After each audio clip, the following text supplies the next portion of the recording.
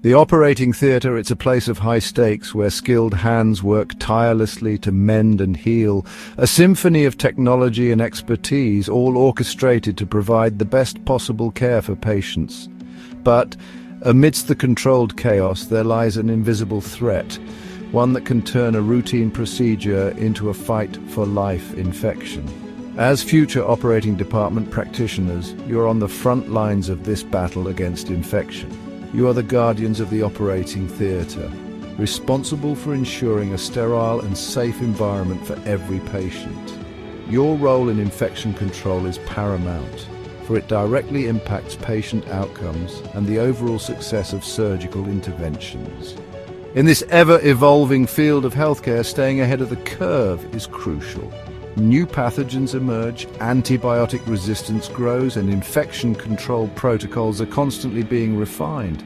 Your commitment to continuous learning and meticulous practice will be the shield that protects your patients and ensures their journey to recovery is smooth and free from preventable complications.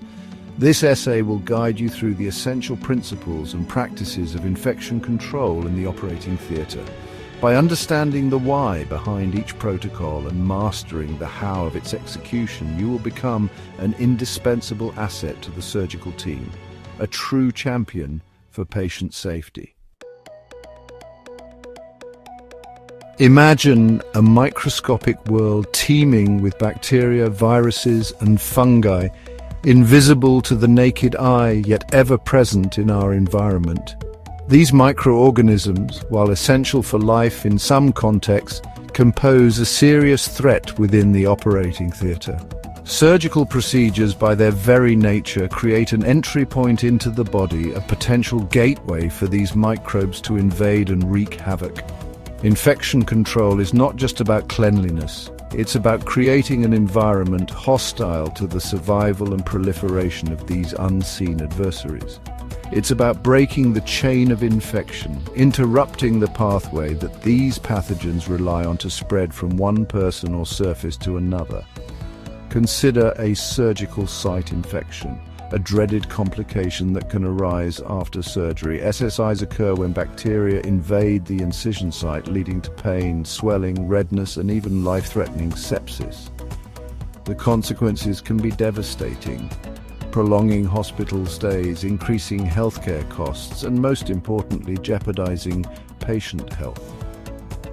But the impact of infection extends far beyond the individual patient. Uncontrolled spread of pathogens within a healthcare setting can lead to outbreaks, impacting numerous patients and staff, straining resources and eroding public trust. Therefore, infection control is not just an individual responsibility, but a collective duty we owe to our patients, colleagues, and the wider community. Asepsis, a word derived from the Greek meaning without putrefaction, forms the bedrock of infection control in the operating theatre. It encompasses all practices aimed at preventing the introduction of microorganisms into a sterile environment, such as the surgical site or sterile equipment. Think of asepsis as building a fortress around the patient, a protective barrier that shields them from the constant onslaught of potential pathogens. This fortress is built on two fundamental principles: sterile technique and surgical conscience. Sterile technique involves using specific procedures and practices to maintain sterility, such as using sterile instruments and supplies, wearing sterile gowns and gloves, and maintaining a sterile field.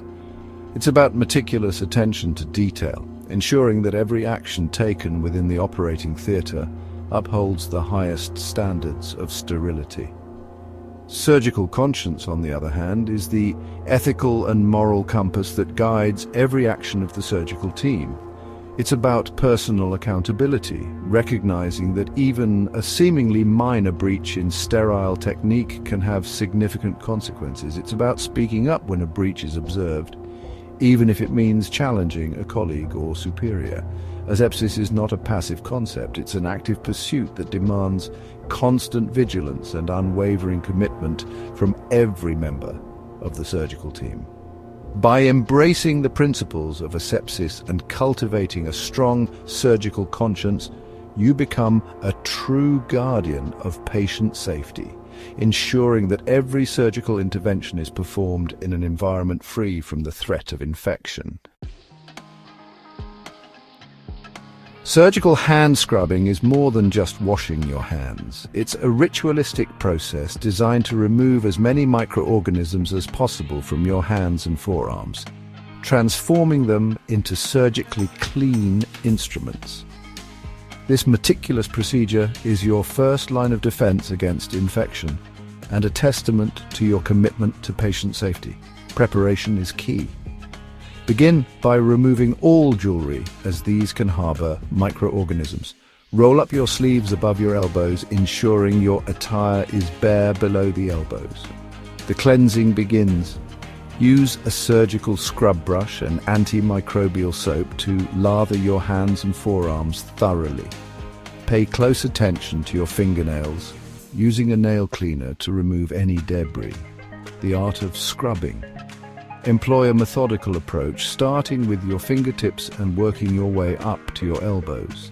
Scrub each finger, palm and forearm for the designated time, typically 2 to 6 minutes, ensuring all surfaces are thoroughly cleansed. Rinse and repeat. Rinse your hands and forearms under running water, keeping your elbows elevated to prevent contaminated water from flowing back towards your hands. Repeat the entire scrubbing process, ensuring both hands are equally cleansed. Drying with precision. Use a sterile towel to dry your hands and forearms thoroughly, starting from your fingertips and moving upwards. Discard the towel without touching any non-sterile surfaces. Surgical hand scrubbing is a fundamental skill that requires both precision and dedication. By mastering this ritual, you ensure that your hands, the very tools you use to heal, do not become instruments of harm.